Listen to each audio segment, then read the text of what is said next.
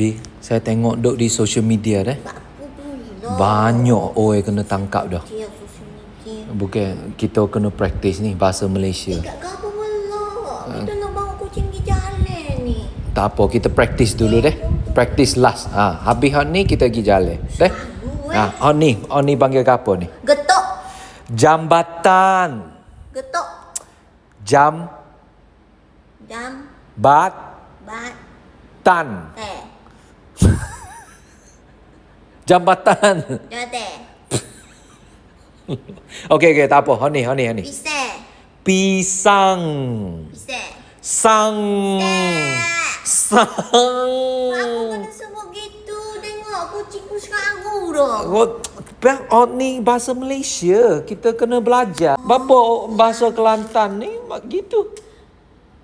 Kita Duk kita beranak duk Kelantan. tak apa, kita kena belajar. Nanti kena tangkap. Allah. Kena denda tu. Egak-egak gi je lah. Boleh ke? Siapa nak cuba komen? Ambil lah. Lah ni. Plating. Straw. Plating. Tengok mulut kita.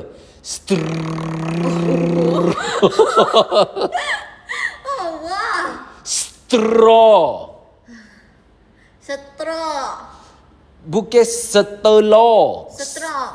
Straw. Straw.